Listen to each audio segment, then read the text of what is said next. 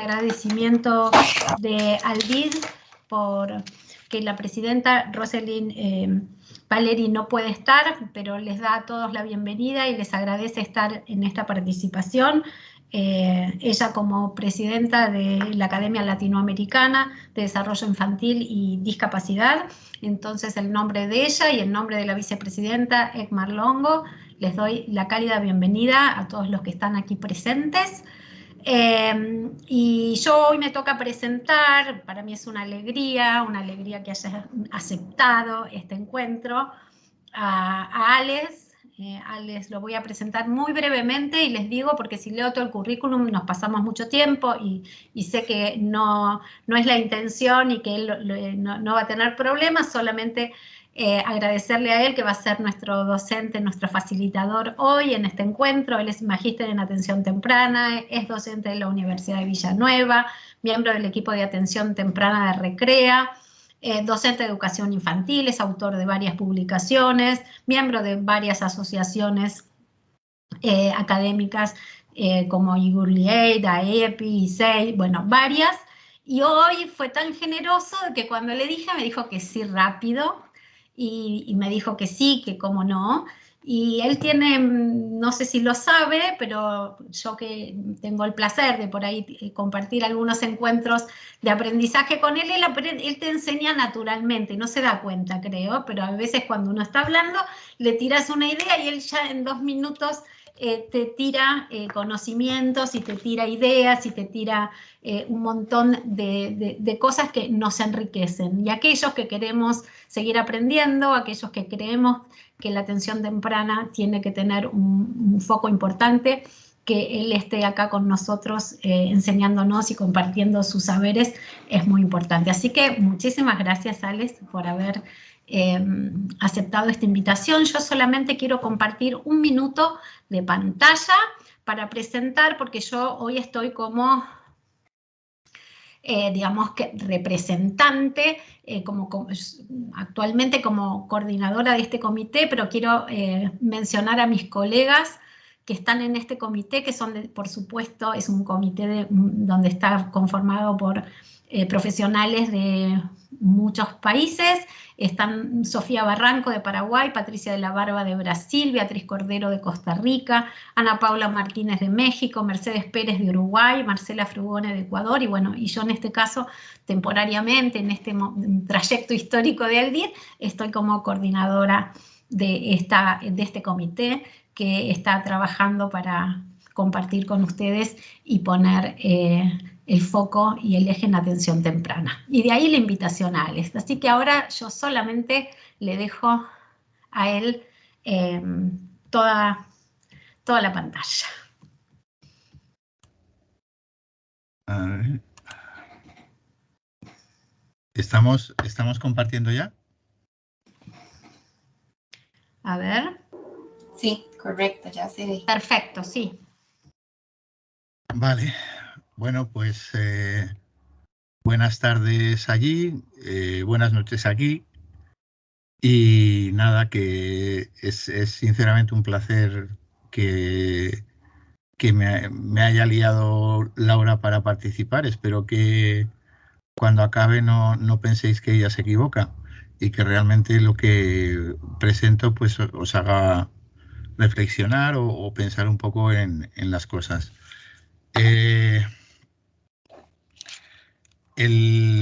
La conexión entre atención temprana y la escuela infantil o la educación inicial o la parvularia, sé que tiene varios nombres, disculpadme si no los utilizo todos correctamente.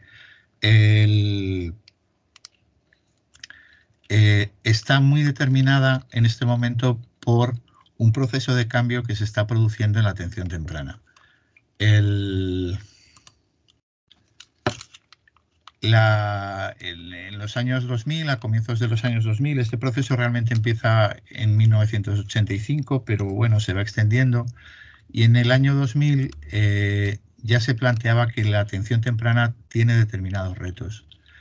Jack Shonkoff, que es muy conocido por sus libros sobre atención temprana o el de las neuronas a los vecindarios, hablaba de que es necesario que la atención temprana deje los enfoques remediativos y se dirija hacia el funcionamiento familiar competente.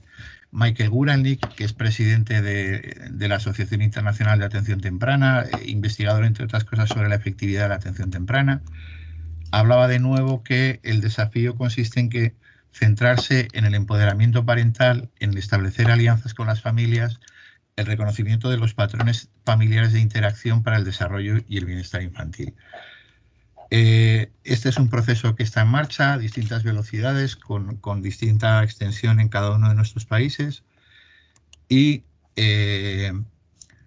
por mencionar algunas de las instituciones o de las referencias que pueden ayudaros a estar al tanto de este proceso de cambio, pues tenemos la Asociación Internacional, la Sociedad Internacional de Atención Temprana. Ahí tenéis indicada la web. En Europa, EarlyAid. En España, la Asociación Española de Intervención en la Primera Infancia, a la cual pertenezco. En Latinoamérica he puesto algunos ejemplos, pero bueno, María Laura ha hecho una lista infinitamente más completa que yo. Pero bueno, sí que quiero citar que me siento muy feliz de que en Ecuador, en Riobamba, se haya abierto un centro de atención temprana que se llama Tandem, que trabaja dentro de este enfoque.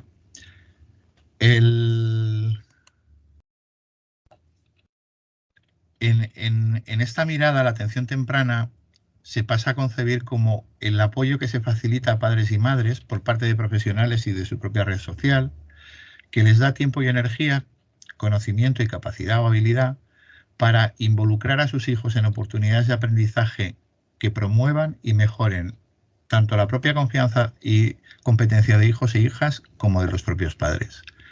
¿Por qué se plantea todos estos matices? Pues mirad, porque a veces las intervenciones, incluso terapéuticas, tienen efectos indeseados. En este caso, lo que la investigación viene mostrando desde 1985 es que con el enfoque tradicional, las familias van perdiendo confianza en su propia capacidad de ayudar a sus hijos e hijas y se generan una serie de sentimientos de indefensión aprendida, en definitiva, que terminan por hacer que las interacciones de las familias no impulsen el desarrollo, incluso digamos, en algún sentido sean negativos para él. Por tanto, en atención temprana lo que ofrecemos son experiencias cotidianas y oportunidades por parte de sus padres o cuidadores primarios en el contexto de actividades cotidianas que se dan en entornos naturales, con la intención de que las criaturas adquieran y usen comportamientos competentes que den forma a sus interacciones sociales con personas y objetos e influyan en ellas. Acabo de darme cuenta que digo criaturas. Esto en una ocasión en Paraguay a McWilliam la gente se le enfadaba. Espero que no os ocurra igual. Criaturas es una de las palabras que tenemos para hablar de niños y niñas pequeños. Espero que, por más que quizás no sea común, pues que entendáis que la uso en ese sentido.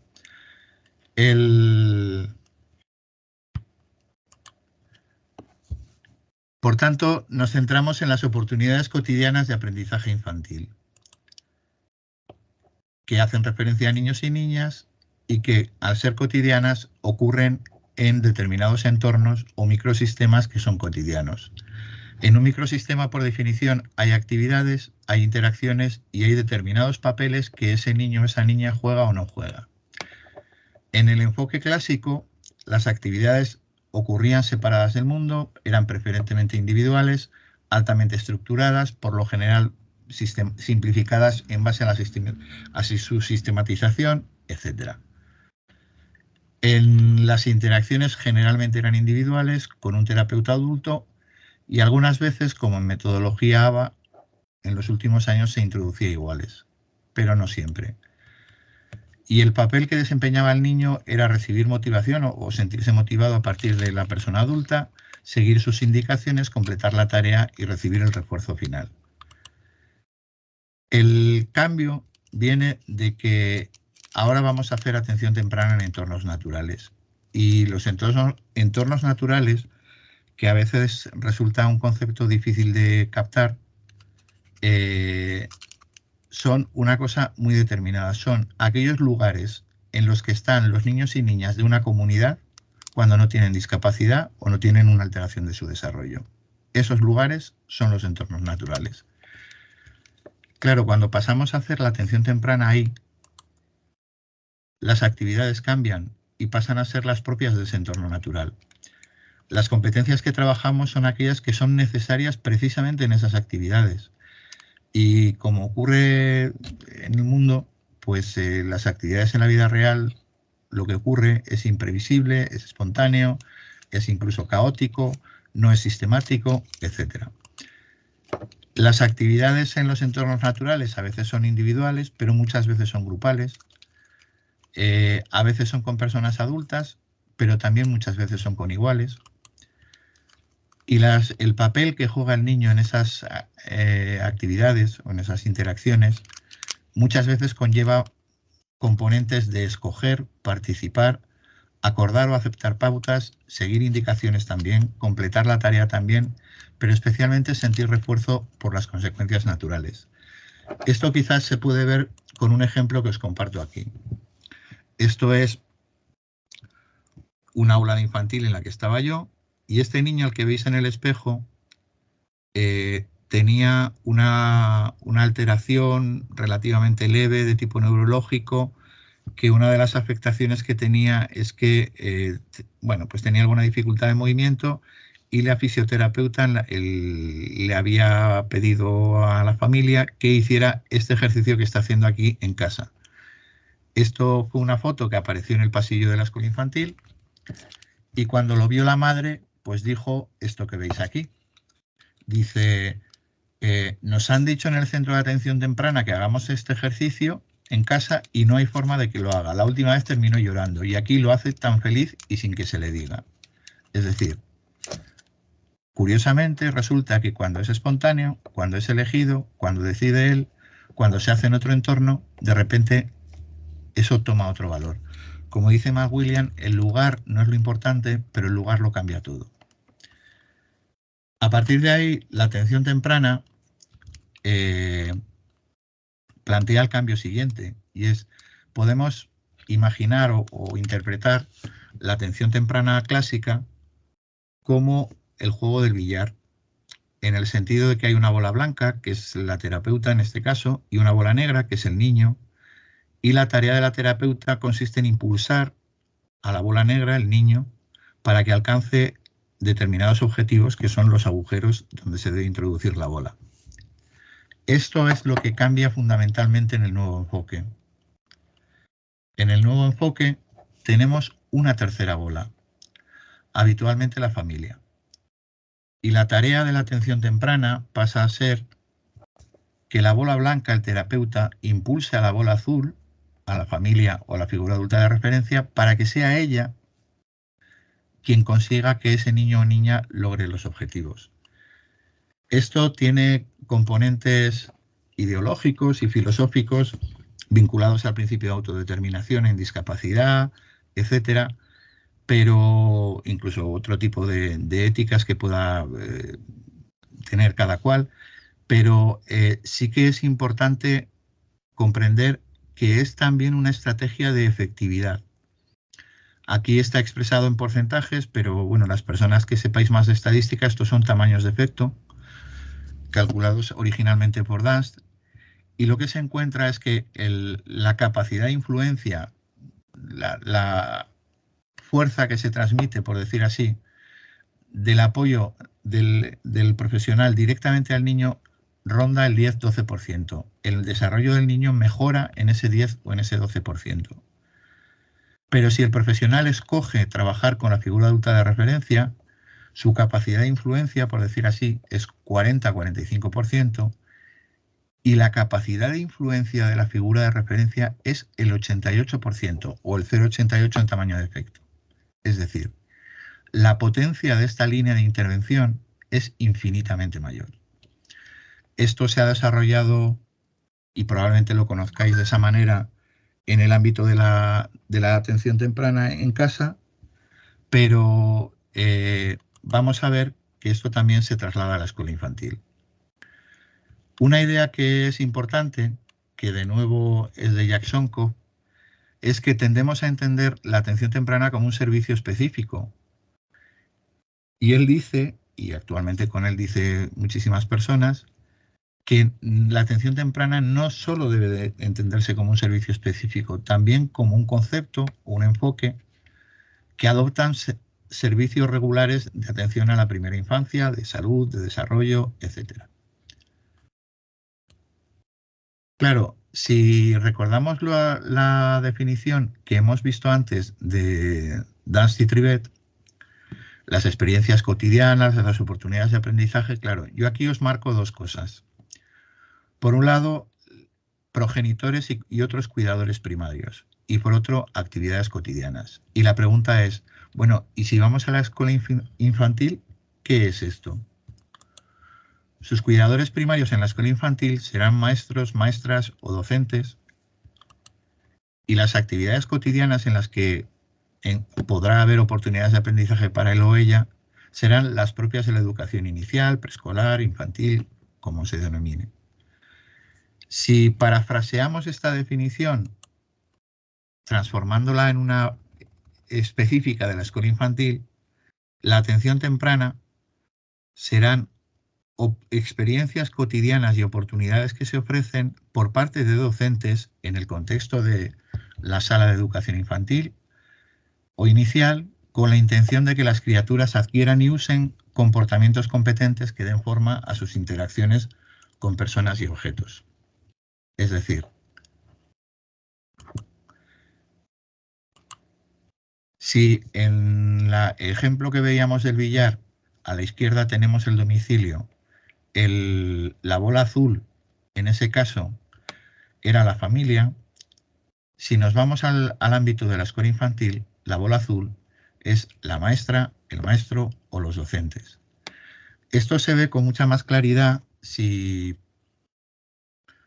pensamos en las prácticas recomendadas, que quizás algunas personas hayáis oído hablar de ellas. Habitualmente las prácticas recomendadas se entienden como una determinada manera de hacer atención temprana. Sin embargo, si nos vamos a la página web de DEC, que es la organización que las promueve, y si nos vamos a la parte de abajo de la web, ahí podemos encontrar cuál es el nombre real de estas prácticas recomendadas. Y son prácticas recomendadas en atención temprana y lo que ellos denominan Early Childhood Special Education. Claro, la cuestión pasa a ser ¿qué es Special Education? Porque mirad, tenemos un problema, al menos, no sé si en vuestros países ocurrirá también, en España tenemos este problema. Y tenemos el problema del Special Education. Claro, nuestra tendencia sería traducir como educación especial temprana. Pero mirar, el problema es en un sistema educativo, en términos generales, o muy generales incluso, hay tres grupos de alumnado, desde el punto de vista de las necesidades educativas especiales. El alumnado normotípico, que se supone que no las presenta, aquel que presenta este tipo de necesidades, pero recibe el apoyo en la escuela ordinaria, y aquel que presenta estas necesidades, pero está en un centro separado, en un centro específico de educación especial. En el lenguaje común en España entendemos como educación especial únicamente esto, el recuadro rojo. Sin embargo, en Estados Unidos, que es donde se elabora este tipo de materiales, Special Education para ellos es todo apoyo educativo para necesidades educativas especiales, tanto si se da en provisión segregada como si se da en la escuela ordinaria. Claro, por tanto, si traducimos educación especial, no corresponde al mismo concepto. La propuesta sería traducir por prácticas recomendadas en atención temprana y en apoyo a las necesidades educativas especiales en educación infantil, o en educación inicial, o en educación preescolar. Se ve con más claridad aún cuando Susan Sandal, Mary McLean, etcétera, en las prácticas recomendadas en la revisión del año 2000, decían que para el propósito de este libro, de las prácticas recomendadas, atención temprana son los servicios de 0 a 3 años y apoyo educativo a las necesidades especiales son las prácticas que se refieren de 3 a 5 años. McWilliam lo dice aún con más claridad y dice que las prácticas recomendadas se facilitan, se llevan a cabo en dos tipos de escenarios.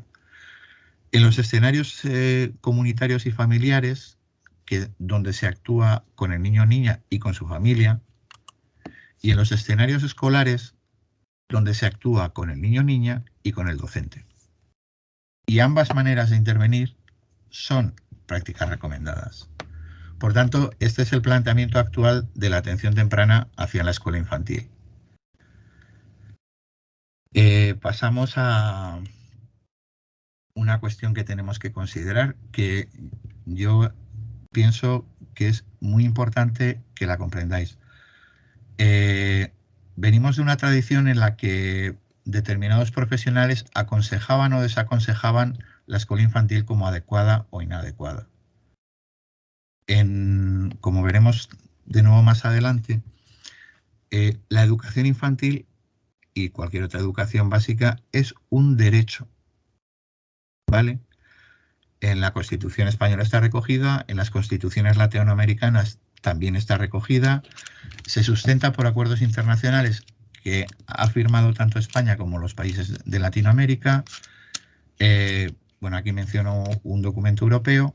Lo que sí que es importante es que, al ser un derecho, eligen niños o niñas, o en el caso de ser muy pequeños, quienes actúen en su nombre. Y como todo derecho, en un Estado de Derecho tiene tutela judicial efectiva. Bueno, pues vamos a entrar en la educación infantil y a mí me gusta plantearlo desde esta figura que quizás algunas personas conozcáis. Esta mujer es María Montessori. Evidentemente no toda la educación infantil sigue los principios o la línea de trabajo de María Montessori, sin embargo sí que es un referente que, bueno, que está presente en el pensamiento de los docentes y de la etapa. Ella tiene un concepto clave que es la mente absorbente. Esto lamentablemente se suele interpretar como los niños son como esponjas. ¿De verdad son como esponjas? Mirad, una esponja tiene esta propiedad. Efectivamente absorbe cosas. Y cuando sale lo que la esponja absorbió, resulta ser aquello lo mismo que entró.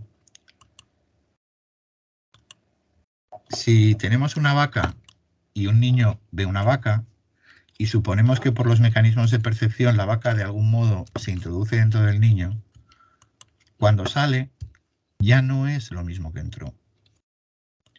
Por tanto, los niños no son como esponjas y desengañaos. María Montessori jamás dijo eso. ¿Qué planteaba María Montessori? Bueno, pues María Montessori actúa en el cambio del siglo XIX al XX y bueno, pues aquí tenéis un grabado medieval donde se recoge cómo era la educación en aquella época. Podéis ver en la figura un maestro que dicta de palabra los conocimientos a los alumnos que tienen también su libro y lo pueden seguir, o quizás están tomando nota, o la enseñanza o la educación consistía en una cadena que se iniciaba con una figura adulta que enseñaba. La frase de la mente absorbente de María Montessori realmente lo que ella pregunta a un niño o a una niña es: ¿cómo lo has aprendido si nadie te lo ha enseñado? ¿Cómo lo has aprendido si esa cadena que se inicia con alguien que lo explica no se ha producido? Actualmente podemos encontrar esta misma discusión, este mismo análisis en los trabajos, por ejemplo, de Bárbara Rogoff, de Artin Gonku, de Shabanag, etcétera, etcétera. En el ámbito concreto de la educación infantil, la respuesta que nos da María Montessori es que se aprende haciendo cosas. Incluso, como podéis ver aquí, ella toma un cuidado exquisito en diseñar materiales que estén estructurados de tal manera que sea previsible qué es lo que se va a aprender manipulándolos. Y aunque no hayamos incorporado en todas las orientaciones de la educación infantil toda su línea de trabajo, sí que hemos asumido que en infantil los niños y niñas aprenden haciendo cosas o haciendo actividades. Y a modo de resumen, diríamos que en los docentes y las docentes de educación infantil, de educación inicial, creemos que desarrollarse equivale a aprender y aprender equivale a hacer. Claro, la cuestión es, ¿y cuando tienes una alteración en tu desarrollo, cómo va esto? Pues mirar, el punto de partida actual, enlazando con lo que hablaba anteriormente sobre un derecho, es la Declaración de los Derechos de las Personas con Discapacidad. Aquí podéis ver pues todos nuestros países y están en verde oscuro porque todos ellos han firmado la convención de esta Declaración de Derechos y los documentos adjuntos. Los que están en color verde claro son los países que firmaron la declaración, pero no los protocolos adicionales. Por tanto, es una convención voluntaria, nadie obliga a un país a firmarla, pero el hecho es que nuestros países la han firmado y la han firmado libremente. Claro, por lógica, una vez que has firmado, debes de cumplirla. Es un compromiso que has adquirido. Y los ciudadanos y ciudadanas de estos países tenemos derecho a reclamar su cumplimiento.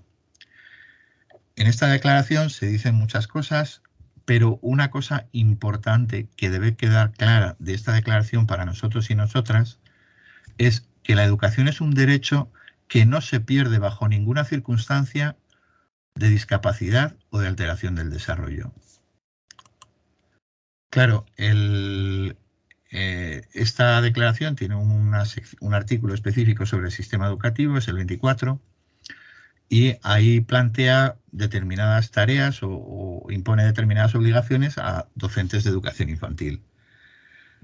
En primer lugar, que no sean estos niños y niñas no sean excluidos del sistema educativo, que se trabaje para su plena participación educativa y social, que se hagan ajustes razonables que faciliten su aprendizaje y que, si es necesario, estos ajustes se concreten en medidas de apoyo personalizadas y efectivas. Ya que somos invitados de Costa Rica, pues por ejemplo allí el plan de gobierno PONADIS que finalizó el año pasado incorporó todos estos elementos en el desarrollo de este plan. Claro, esto por un lado, pero por otro, fijaos en la imagen en la docente. Claro, para hacer esto, lógicamente necesita formación. Y la propia Declaración de Derechos de las Personas con Discapacidad indica algunos elementos que debe de incluir la formación de docentes. No necesariamente de todos, o no en el mismo grado. También se contempla la figura de docentes de apoyo especializado, etc. Pero los temas que esta declaración destaca que los docentes debemos recibir formación son el significado de la discapacidad, la toma de conciencia de lo que significa, la comprensión de lo que significa, los medios de comunicación alternativos y aumentativos y técnicas y materiales para dar apoyo. Claro, la pregunta es, ¿realmente en nuestros países los docentes y las docentes de inicial recibimos esta formación? Pues piense cada cual, porque entre otras cosas en cada país pues sin duda puede ser de una manera.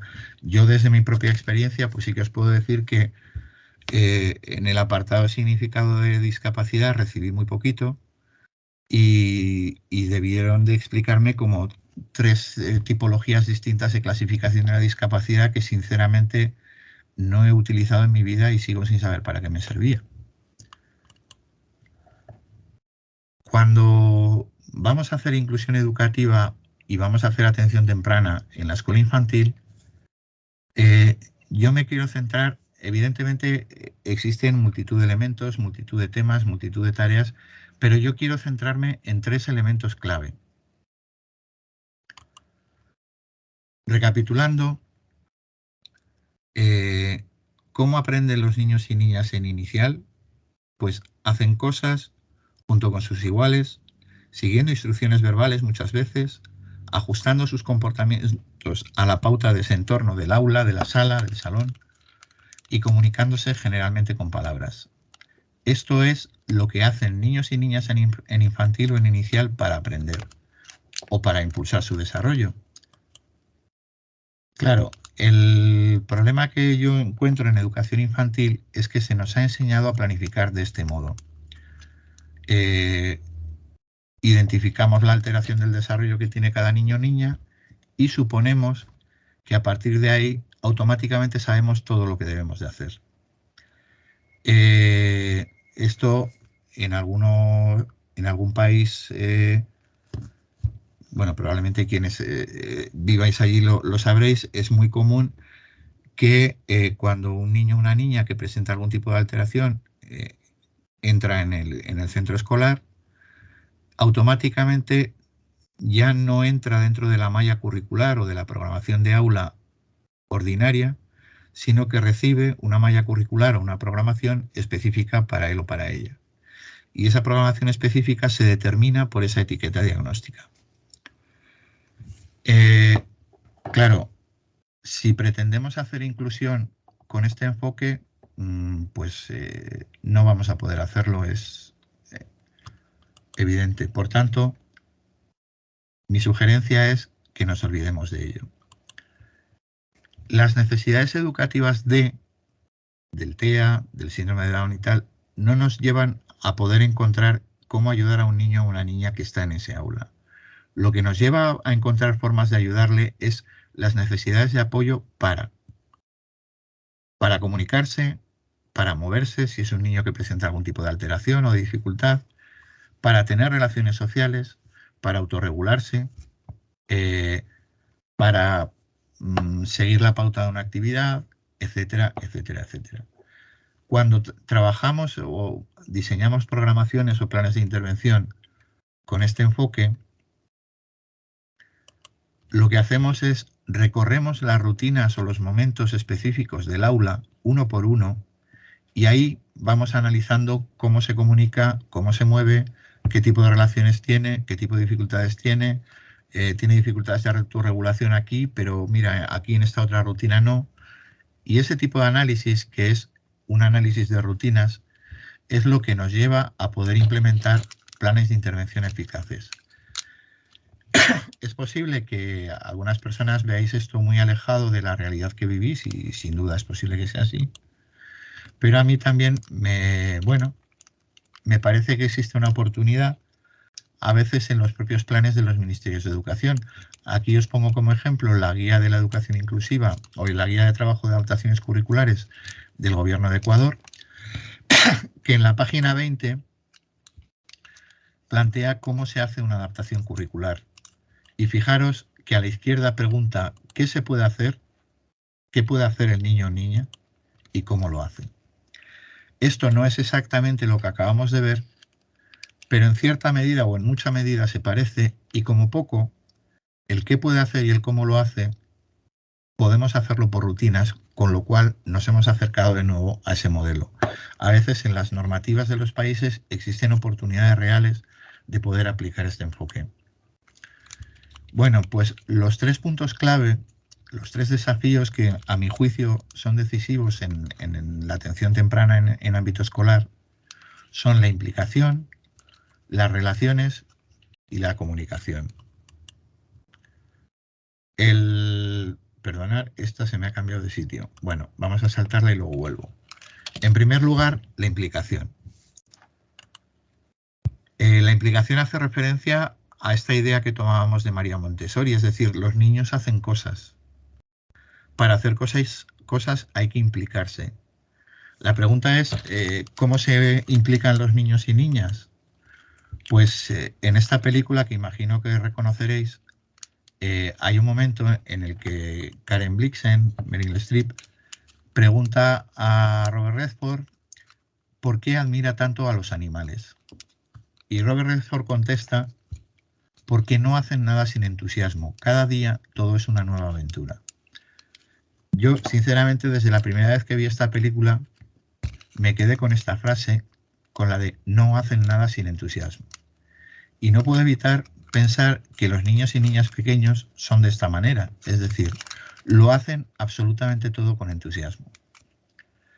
Claro, el problema que tenemos si hablamos de entusiasmo es, si me decís entusiasmo o aventura, probablemente me quede pensando exactamente eso que significa. porque, bueno, pues intuitivamente lo comprendemos, todos hablamos español aproximadamente similar, o portugués o brasileiro. Entonces, pero claro, ¿cómo convertimos este concepto intuitivo en algo con el que lo que podamos operar, que podamos emplear en nuestro trabajo, que podamos sistematizar cuando analizamos a un niño o una niña que presenta algún tipo de desafío? Pues una de las posibilidades que hay para afrontar este elemento lo ha aportado este señor que veis en la foto. Su nombre es Robert McWilliam, y él plantea ya desde hace muchos años un concepto clave que es engagement, por lo general en España al menos traducimos por implicación.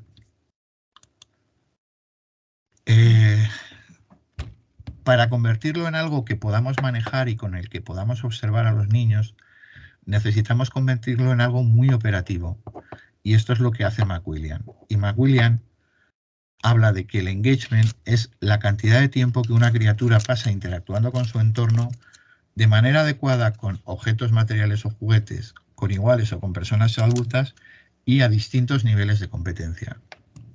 Es importante comprender dos elementos clave aquí. Él habla de engagement, él habla de implicación cuando actúa de manera adecuada. ¿Qué es una manera adecuada? Pues sinceramente esto va a variar en el ámbito de educación inicial según el tipo de centro del que se trate. En términos generales serán aquellas formas que son aceptables, ajustadas a las pautas de ese entorno o que caben dentro de esas pautas. Y los diferentes niveles de competencia hacen referencia a formas más elaboradas o sofisticadas, especialmente que intervenga la simbolización, el lenguaje, la representación como en el juego sociodramático, etc. Claro, ¿qué encuentra McWilliam en sus investigaciones? Pues que los niños y niñas con alteraciones en su desarrollo, por lo general, se implican durante menos tiempo que sus iguales, pasan más tiempo sin implicarse o con implicaciones inadecuadas, se implican de maneras más simples, menos sofisticadas, menos simbolizadas, y cambia el orden de sus preferencias. Mientras que los iguales por lo general se implican más con objetos, en segundo lugar con iguales y en tercer lugar con personas adultas, una vez que pasa el periodo de adaptación o el periodo inicial o de acogida del nuevo curso. Cuando estos niños y niñas presentan alteraciones, interactúan más o se implican más con personas adultas, en segundo lugar con objetos y en tercer lugar con iguales. Claro, la importancia que puede tener esto es, en inclusión educativa, hablamos que aparece la inclusión, o podemos hablar de inclusión educativa cuando hay presencia de estos niños y niñas en el aula, cuando hay participación de su parte y cuando consiguen aprendizajes. También lo podemos expresar de esta manera. Y aquí cambio participación por inclusión como cualidad de participación. Bueno, pues si la implicación aumenta, el aprendizaje aumenta. Si la implicación disminuye, el aprendizaje disminuye. Por tanto, es una variable mediadora. Claro, si como muestra la investigación de McWilliam y de otra serie de autores, la implicación que muestran estos niños y niñas es más baja, no podemos descartar que sus menores niveles de aprendizaje se deriven de una implicación menor. O al contrario, es decir, normalmente en el sistema educativo se tiende a concebir colocar el apoyo sobre el aprendizaje. Lo que nos dice este planteamiento de McWilliam, de Gonku, de toda la atención temprana actual, es que los apoyos también deben dirigirse a la participación de ese niño efectiva en la actividad, incrementando su implicación.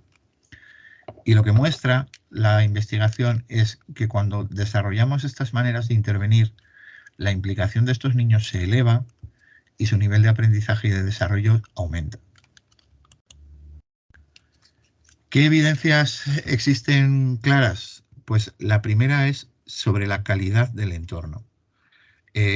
Cuanto mayor calidad tenga la sala o el aula de educación infantil, mayor será la implicación del alumnado. Calidad entendida, no sé si en vuestros países ocurre del mismo modo, en España nos ocurre una cosa, hablamos de calidad y se convierte en algo vacío que solo son palabras. Cuando hablamos de calidad, hablamos de cosas que se pueden medir, se miden con instrumentos específicos. El instrumento probablemente más representativo para el aula ordinaria es Akers, y el instrumento específico de calidad para un aula inclusiva es el ICP de Leni Sukaku. Cuando hablamos de calidad, hablamos de puntuar alto en estas escalas. La sofisticación no muestra esa relación. Es decir, en un aula de calidad no es cierto que haya comportamientos más sofisticados. Hay mayor tiempo de implicación, pero no mayor sofisticación. Y respecto de la forma de intervenir, de la intervención docente, McWilliams dice que lo que termina por quedar siempre más claro es elaborar sobre la conducta del propio niño o niña, seguir su hilo, aportar información, ampliar lo que ha hecho, etc. De esta manera, la implicación del niño aumenta, la atención del niño aumenta y la baja implicación, digamos el desconectar que decimos en lenguaje normal, disminuye. Y no incrementa la implicación ni las interacciones sensibles y responsivas que no ofrecen guía o pistas, es decir, emocionalmente adecuadas pero que no marcan un camino, y tampoco incrementa la implicación interacciones directivas, insensibles y no responsivas, es decir, autoritarias. La autoridad tampoco incrementa la implicación. Y las evidencias sobre apoyo exitoso nos dan algunas pistas de cómo se puede aumentar en el aula. Las formas de enseñanza activa, en las que no se aprende de palabras sino actuando sobre objetos y materiales, incrementan la implicación. Cuando un aula está estructurada en rincones, incrementa la implicación. Cuando las pautas de actuación son claras, están expuestas, ofrecen modelos de actividad, aumenta. Cuando los niños y niñas acumulan éxitos en las actividades, si es necesario adaptadas. Cuando seguimos los intereses infantiles, especialmente los emergentes, como señala Loris Malaguzzi. Cuando implementamos estrategias de apoyos de iguales. Cuando este niño o niña tiene éxito en su comunicación. Cuando conseguimos una comunicación franca y cercana con la familia, incluso su implicación en la dinámica del centro. Cuando se produce todo esto, la implicación del niño aumenta, el aprendizaje del niño aumenta y el desarrollo del niño aumenta. El siguiente elemento que quisiera analizar es la comunicación. Porque os comparto, claro, yo, disculparme, analizo un poco lo que conozco y no conozco gran cosa de Latinoamérica, y más aún que cuando es un continente inmenso, ¿no? Pero sí que he conocido experiencias concretas que me han transmitido amigos y amigas en los que parece que hay miedo a los sistemas alternativos y aumentativos de comunicación. Os pongo aquí una revisión que llevan a cabo Remsky y Sevich, y hacen un repaso de estos miedos o estos prejuicios que tenemos sobre los sistemas aumentativos y alternativos. Se piensa que si usa este sistema jamás llegará a hablar, porque no hará el esfuerzo, porque no le valdrá la pena. Usarlos entorpece la aparición del habla. Si nos vamos a la derecha, lo que ellos destacan ahí es que, sin embargo, estos sistemas se usan de manera bimodal, se enseñan de manera bimodal, y la mayor parte de niños que los emplean de este modo. E incluso a lo largo de su desarrollo, si está a su alcance o llegan a ese punto, muchos de ellos y de ellas abandonan el sistema de apoyo y se quedan solo con el lenguaje oral, solo con la palabra. Se habla de que necesitan unas habilidades previas, pero no está claro en absoluto cuáles son esas habilidades. No existe ninguna evidencia clara que se pueda tomar como ejemplo. Y en último caso, pensar en los hijos e hijas de personas sordas. Es decir, estos niños y niñas aprenden a asignar o a hacer lengua de señas a partir de los 9 meses. ¿Qué habilidades previas se pueden tener a los 9 meses? En el ámbito del lenguaje, la única función claramente adquirida en ese punto es la protoimperativa, las peticiones.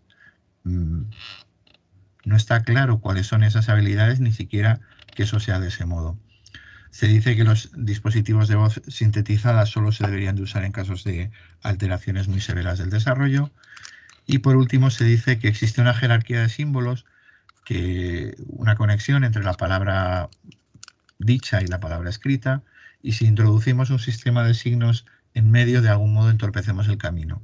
Pero los hechos muestran que estos niños y niñas llegan a leer y a escribir incluso usando el SAC, sin usar el SAC o del modo que sea. No parece, por tanto, que eso tenga algún tipo de influencia. Aquí os quiero compartir una experiencia que tuve, no en primera persona, pero sí cercana.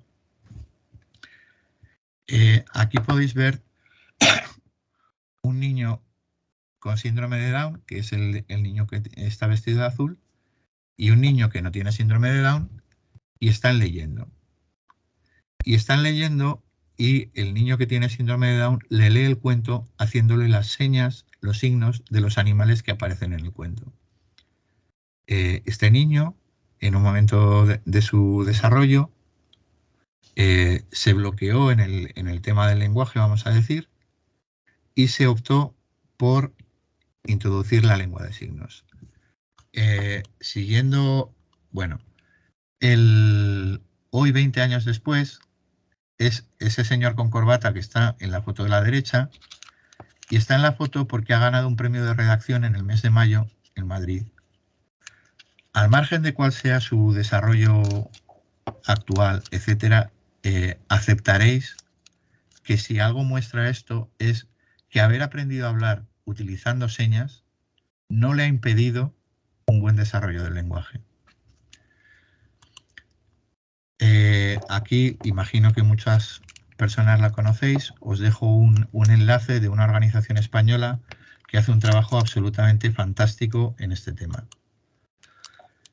Lo que es clave es que esto se enseñó en las rutinas, en el entorno natural, en el momento que es necesario, en el momento que se utiliza. Aquí veis el momento de la comida. Y en el momento de la comida se escogió trabajar las peticiones. Arriba hace la seña o el signo de que quiere más, en lengua española de signos, y abajo hace el signo de pan. Y el refuerzo que obtiene con ello es la consecuencia natural, que es que recibe el pan, o recibe la fruta, o recibe aquello que ha pedido. Esta es la estrategia de enseñanza que se usa en entornos naturales, y esta es la estrategia de enseñanza que introdujimos en la escuela infantil. Y por último, el tercer elemento son las relaciones. Respecto de las relaciones sociales, hoy en día se está avanzando mucho y se tiene claro lo siguiente: el juego compartido es infinitamente más temprano de lo que se pensaba.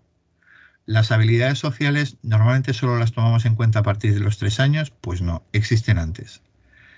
Y lo que ocurre es que, como analiza Hay, Kaplan, etcétera, las teorías que tenemos del desarrollo no nos dan la explicación de lo que ocurre en el ámbito de las relaciones sociales entre niños y niñas pequeños. Y os pongo un ejemplo. Este es un aula infantil y aquí tenéis a 2 niños que están tocando el piano. Uno de ellos tiene 14 meses y el otro tiene 13. Coincide que es justo la semana anterior a que comenzaran a caminar los dos. Y mirad lo que ocurre. Uno de ellos parece dirigirse al otro, insiste para llamar su atención y le indica lo que quiere que haga. Y su compañero sigue la indicación. Y después se dirige a él poniendo esta cara, haciendo estos gestos, y el otro no responde. Yo no sé si seguimos a Piaget, estos niños tendrían que estar haciendo juego paralelo. La pregunta es, ¿están haciendo juego paralelo? ¿O están haciendo un juego compartido con las dificultades que sea en base a habilidades sociales que ya poseen. Claro, evidentemente en esta escena es muy evidente la empatía, el aspecto emocional de atracción por el otro niño. Pero ¿qué ocurre en esta otra escena? Mirad, esto es un taller de psicomotricidad, una actividad de psicomotricidad hecha con un planteamiento relacional, siguiendo un poco el planteamiento de Couturier, y esta es una escena que se produce ahí. De nuevo tenemos coordinación de acciones, juego compartido. Tienen que colocar las dos piezas, las piezas se tienen que aguantar, uno sujeta, el otro sube, etc. Aquí la empatía no es tan evidente. Lo que sí es evidente es la complejidad de la actividad que están haciendo y el grado de coordinación que requiere. Estos niños, en el momento de la foto, tenían 2 años y un par de meses. Y uno de ellos estaba en proceso de identificación porque existían dudas de si tendría TEA. El problema que tenemos es que los niños y niñas con discapacidad o con alteraciones en el desarrollo, por lo general, tienen habilidades sociales menores que sus iguales. Por tanto, partimos de menos habilidades. Por tanto, en la vida diaria de un aula de infantil o una sala de inicial se van a producir conflictos durante el juego. Esto lleva a que poco a poco estos niños y niñas dejen de ser elegidos por sus iguales y se llega a un proceso quizás no de rechazo, pero sí de exclusión. Sencillamente, digamos, no sabe jugar, pero además de verdad, es decir, no como juicio de valor. Objetivamente, no sabe, tiene dificultades para seguir las pautas del juego y se produce un proceso de que los niños no le eligen para jugar y quedan aislados.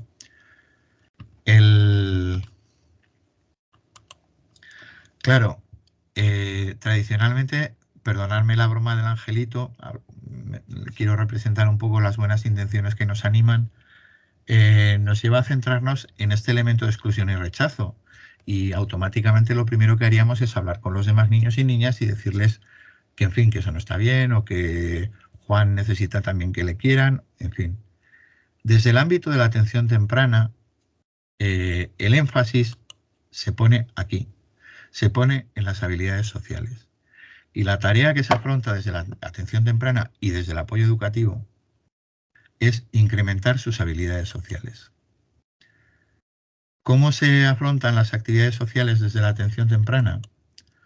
Pues mirar, en la atención temprana seguimos lo que llamamos modelos piramidales, que son modelos de intervención en el aula, en el que en la parte de abajo, donde la base es muy grande, hace referencia a intervenciones poco sofisticadas, por decir así, o poco que abarcan a un número de niños muy grande, y vamos subiendo hacia arriba, encontrando intervenciones más especializadas con una mayor estructura y que implican a un número de niños y niñas menor. Por seguir con la broma del angelito, el angelito no significa que esté mal, significa que es insuficiente. ¿Y qué tipo de acciones se hacen para enseñar estas habilidades sociales? Pues juegos con mediación adulta, es decir, las probabilidades de que este niño o esta niña siga pautas que tú indiques son mucho más altas que el que siga las que le indica un igual. Por tanto, si tú entras en la situación de juego como figura mediadora, se incrementan las probabilidades de que este niño participe en el juego y se incrementan gracias a ello las probabilidades de que aquello que se pueda aprender jugando de esa manera, él o ella también lo aprenda. Esta figura también lo puede hacer un igual, especialmente si es un niño más mayor que él o al menos el más mayor o la más mayor de la clase. Haciendo modelado de comportamientos adecuados, tanto modelado sucesivo como modelado simultáneo, como modelado directo, la estrategia de modelado que sea. Este tipo de habilidades se aprenden o bien en la situación que se aplican o mediante estrategias de ensayo previo y después de aplicación. Aquí podéis encontrar un estudio donde se analiza todo esto, todo este tipo de intervenciones, las dificultades que pasan en la primera infancia a niños y niñas con pocas habilidades sociales, etc. Por tanto, hemos completado la revisión de estos 3 elementos que yo considero que son críticos en el éxito de la educación inclusiva y de la atención temprana, por tanto. Este triángulo que se forma ahí en la intersección es el éxito. Y el éxito requiere de que estas 3 cosas funcionen bien, este niño avance en ellas, etcétera, etcétera. Lo que ocurre, si os fijáis, es que si cada una de estas 3 aumenta, se hace mayor, el área de intersección, es decir, el éxito, también aumenta. Y este es, a mi juicio, un poco el camino que señala por dónde podemos avanzar. En esta escena, que recordaréis, hay un secreto que no os he contado, y os lo cuento ahora. Como veis, en el momento de la comida que veíamos, también el mismo niño que antes estaba con él, está con él. Y además, si os fijáis en su mano, está haciendo el signo de pan, y lo está haciendo antes de que lo hiciera nuestro niño. ¿Cómo es posible que este niño haga el signo de pan? Pues la historia de este niño es que este niño es oyente, hijo de sordos, y su lengua materna es la lengua de signos o la lengua de señas. Quien hizo este pequeño milagro fue él, y él fue quien enseñó a la profesora de su aula, quien enseñó al personal de servicios, quien me enseñó a mí algunos signos, etcétera, etcétera, etcétera. Esto es una de estas experiencias pues, que podéis imaginar que recuerdo para siempre, evidentemente. Y además el tema es que incluso pienso que no volveré a ver nada similar, porque el hecho es que 2 años después intentamos repetirlo con el hermano pequeño del niño de blanco, pero por distintos motivos no nos funcionó la estrategia. De todas formas, la idea que os quisiera transmitir es que ¿en qué otro lugar del mundo hubiera sido posible que un niño que conoce lengua de señas enseñe a otro y resuelva su problema de comunicación? Por eso, y por cosas similares que ocurren a veces, yo tiendo a pensar que por más que sea difícil, la escuela infantil es el lugar en el que todo es posible. Así que bueno, vamos a aprovecharnos y vamos a intentar que efectivamente sea posible para ellos y ellas también. Muchas gracias.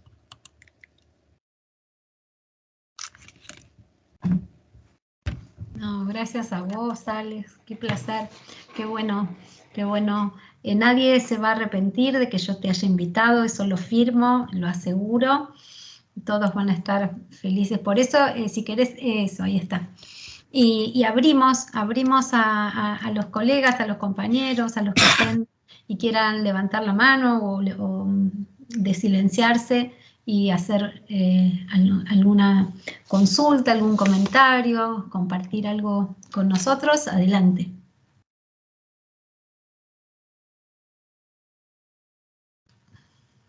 A no ser tímidos.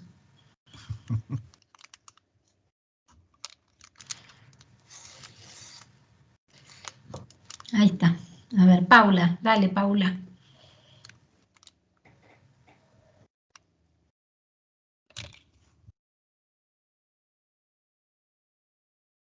¿Te silenciaste? ¿Podés tener la manito levantada?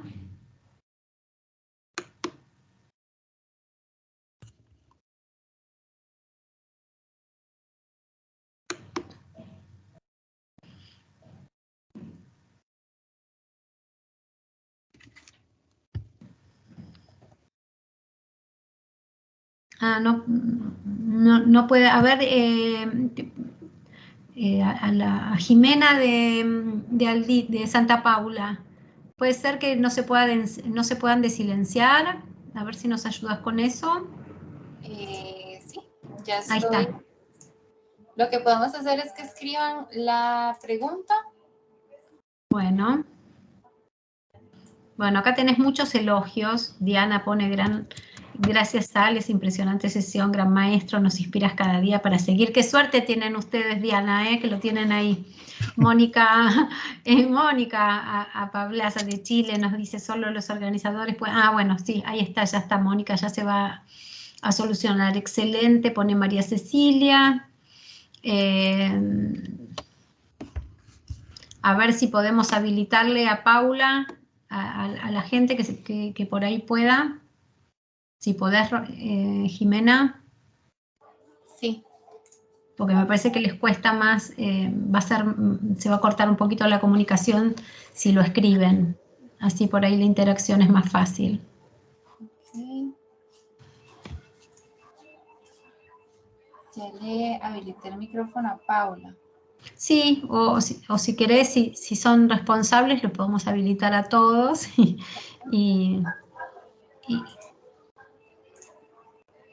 Listo, ya le acabo de habilitar el micrófono a todas las personas asistentes. Muy bien, dale Paula, que cantaste primero. Ahí creo que está. ¿Se me escucha? Sí, perfecto, Paula. Sí. Bueno, la verdad que en primer lugar, Alejandro, te estuve escuchando muy atentamente y a cada cosa que ibas comentando lo iba pensando durante la práctica, ¿no es cierto? Porque creo que esto de la inclusión, de la discapacidad, de esto llamado entre comillas normal, del sistema educativo, tiene algo que requiere de personas con mucha capacidad de flexibilidad, de creación, de poder en el momento ir solucionando, ir creando cosas sobre las situaciones que se van presentando. Y por ahí pienso que los docentes y los equipos en general tenemos mucho miedo a esto de la incertidumbre, de no tener como un manual armado que nos diga qué hacer.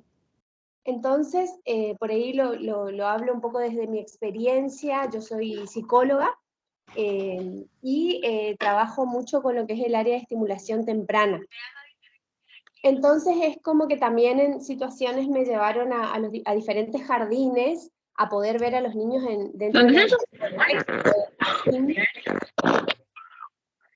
del contexto del jardín, decía. Perdón, Paula, les pedimos a los que no están hablando, ahora tienen todos habilitados el micrófono para hacerlo más fácil, pero solamente le vamos a dejar el micrófono habilitado a Paula, que así no cortamos la comunicación. Bien, gracias. Decía que en la experiencia en los diferentes jardines maternales, uno puede ver cómo la demanda en general del docente es, y bueno, ¿y qué hago? ¿Y cómo hago? Entonces es ir trabajando en conjunto con el docente y encontrándonos con la realidad de que no venimos con una varita mágica y vamos a resolver todas las situaciones y al niño va a tener todas las respuestas en un momento, sino que se trata de construir y tratar de levantar, digamos, el ánimo, podríamos decir también, y darle el saber un poco a este docente, decir, señor, pero mira, esto que vos hacés está genial, mirá cómo lo sentaste al lado de este otro niño que, qué sé yo, que es un poco más tranquilo, o es un poco más inquieto, entonces lo anima. Entonces es ir construyendo estrategias en base a cada niño, porque como vos decías, Alejandro, podemos tener 5 niños con síndrome de Down o 5 niños con autismo, pero cada niño es totalmente particular y sus motivaciones son totalmente particulares, digamos. Entonces está ahí encontrar qué le gusta a ese niño, qué le motiva. Y si lo motiva a los autos, y bueno, vamos por los autos para el lenguaje, vamos por el auto para la comunicación, vamos por el auto para todo lo que se nos ocurra, digamos, ir acompañando, digamos, todos esos procesos, pero realmente es una experiencia muy rica, muy linda, pero de mucho trabajo y mucha flexibilidad, como decía, para cada grupo de profesionales que están, digamos, en el aula y que también acompañan esos espacios.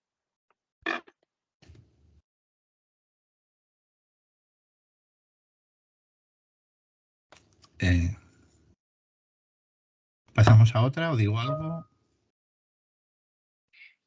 Se puede ir anotando el que sigue y si vos querés decir algo, decís algo y si Sí, no, vamos bien. Fíjate, hay un autor que se llama Artin Gonku que hacía la crítica de que, fijaros que en psicología desde Gesell hablamos del niño en singular. Y entonces decía que la psicología se termina convirtiendo en algo como si hubiera un único niño en el mundo y entonces no hubiera variedad. Y bueno, ahora con el tiempo hemos asumido que eso no es así, que hay individualidades y rasgos y etcétera, pero sin embargo, como señalaba la compañera, fijaros hasta qué punto eso en el ámbito de la discapacidad o de la alteración del desarrollo no se ha roto. Si tienes síndrome de Down, hay un único síndrome de Down en el mundo, no se puede ser síndrome de Down de otra manera. Si tiene TEA, hay una única persona con TEA o una criatura con TEA en el mundo, no puede ser de otra manera, etcétera. Ahí también tenemos que romper y buscar esa individualidad. Sí, y creo que también vos hablaste de las formaciones, ¿no? De las formaciones y demás, y yo digo, ¿cuántas formaciones hay? Que si miramos, la convocatoria es inclusión educativa para niños con TEA, inclusión educativa para niños con discapacidad intelectual, ¿no? Digamos, y ya ahí estamos rompiendo el paradigma de lo que es la inclusión educativa, ¿no? Que sea para todos y todas, y ahí ya se nos complicó. Claro, ese es asumir que a partir de una etiqueta diagnóstica vamos a tener todas las pistas de lo que hay que hacer, es un error absoluto.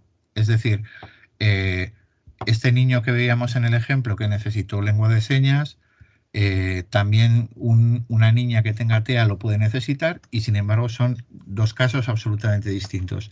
Necesitamos analizar sus necesidades para comunicarse, para moverse, para lo que sea. Si entramos por la etiqueta diagnóstica, no vamos a llegar a la inclusión. Tenemos que entrar por este otro lado. Sí, y yo pensaba mientras que te escuchaba hablar, ¿no? Cuando trabajamos con las escuelas o nos acercamos a las escuelas o cuando se habla de la escolaridad de un niño o una niña, siempre la evaluación sobre la trayectoria escolar, la variable de ajuste siempre es el niño y es la niña, ¿no? No se dice, no se tiene en cuenta esto que vos decías, por ejemplo, la calidad del aula infantil, desde lo físico, desde lo material, desde el entorno enriquecido, la calidad emocional, cómo se favorece todo eso a través de la evaluación que se decida tomar, de la escala que se decida tomar, más allá de eso, pero generalmente hablamos de las preocupaciones o lo que puede o no puede un niño, ¿no? Y ampliar a lo que es ese niño en ese contexto, en esa escuela, con las acompañantes que a lo mejor en un año tuvo 3 acompañantes, nos puede pasar a nosotros, ¿no? Entonces digo, ese niño, eso no se tiene muchas veces en cuenta, y las familias los que escuchan es lo que a su niño no le sale, ¿no? Y eso también es algo como para poner en eje. Fijaros que la Declaración de las Personas con Discapacidad dice que constituye también una discriminación. Hay un micrófono. Jimena, si vos te das cuenta quién es. Constituye también una discriminación cuando un apoyo que es posible no se da. Eso es también discriminación. La lluvia. No sé si alguno más quiere hacer una pregunta, más allá de la lluvia, que debe ser, no sé dónde está lloviendo, que se escucha tu conversación. Tengo una. A ver, dale. Hola Ale, hola María Laura, qué rico verte. Mónica, ¿cómo estás? Chile. Muy bien, gracias. Primero que todo, feliz de haber escuchado a Ale porque coincido plenamente. Yo soy educadora de párvulo en Chile y también hice el magíster en atención temprana y llevo 15 años aquí en Chile tratando de que precisamente a la educación infantil se le dé el valor que corresponde y que los profesionales que estudiamos eso se nos prepare precisamente para esto, porque genera mucha ansiedad, mucho temor y con muy bajos recursos. En este minuto estoy ejecutando un proyecto que se llama Inclusión Temprana en una escuela infantil con este enfoque precisamente que tú nos presentabas. Me encantó que pudieras plantear estos 3 puntos tan claramente, creo que es re importante. Y mi pregunta es, ¿cómo ajustar estos 3 puntos tan claves con los tiempos y expectativas de actores tan diferentes como son familias, profesionales externos y equipos educativos, porque cada uno tiene metas atendiendo a su preocupación o atendiendo a una exigencia docente o a una meta de un profesional externo. Entonces, de qué manera, poniendo el foco en la escuela infantil, se pueden ajustar estos tiempos y expectativas para que todos podamos ir hacia un mismo lugar y construir de manera conjunta, de manera colaborativa? Como yo les cuento en el proyecto a la familia y a los profesionales, es como estar construyendo puentes permanentemente de diálogo, de coordinación, de colaboración. ¿Cómo ajustar tiempos y expectativas? Gracias. Pues no me temo que no te voy a poder responder con claridad porque no conozco cómo está regulado eso en Chile. Pero por la experiencia, por ejemplo, en España, con lo que ustedes tienen en cuanto a legislación, a escuela infantil, a familias, ¿cómo ajustar tiempo y expectativas? Vale. Expectativas de los profesionales externos, nada. La escuela hace educación y los objetivos de la escuela vienen indicados por la ley educativa y son objetivos perfectamente adecuados para todos los niños y todas las niñas. Y digo más, coinciden en su inmensa mayoría con los programas de atención temprana, hasta tal punto que probablemente conozcáis el currículum Carolina. Vale, el currículum Carolina es un currículum de educación infantil del Carolina Abecedarian Project de los años 70, que se convirtió en un currículum de atención temprana. Es decir, los aprendizajes que desde un lugar y desde otro se plantean son absolutamente los mismos. Es posible que no en el mismo orden, es posible que no de la misma manera. En el gabinete de estimulación temprana probablemente no tengas un grupo de 20 niños, eso cambia todas las cosas, etcétera, etcétera. Pero mi posición es, y en este aspecto, por ejemplo, es muy claro en Estados Unidos, es decir, de 0 a 3 años los objetivos se acuerdan con la familia. A partir de los 3 años los objetivos son los del currículum escolar. Muchas gracias. Entonces, el colaborar con profesionales externos, perfecto, pero este punto lo deben de aceptar, porque ese niño tiene derecho a esos aprendizajes que son los propios del sistema educativo. Bien. A ver, Jimena, porque seguimos con el problema de quién no está silenciado. Yo no lo puedo silenciar. Así que les pedimos a todos que estén atentos. No sé si alguien más quiere hacer otra pregunta, porque yo me olvidé de agradecerle aparte a Alex el horario, porque él ya está para... ya es muy tarde y nosotros estamos con horarios muy corridos para él. Así que para no demorar... Con la subida de adrenalina estoy bien. Ah, bueno, estás bien, bueno, eso está bueno. No sé si alguien más le quiere hacer alguna pregunta. Y si no hay más preguntas, yo daríamos por cerrado este encuentro tan enriquecedor que nos alienta a seguir estudiando en principio, y que eso que vayamos aprendiendo nos sirva para ponerlo en marcha, para trabajar en forma colaborativa, para ser muy respetuosos con todos los docentes de las escuelas infantiles. Ellos están muchas horas, mucho tiempo, los niños aprenden en ese entorno muchas horas y tenemos que estar con ellos. Las familias también tienen que encontrar en ese espacio un espacio relevante de aprendizaje y de oportunidades para sus hijos.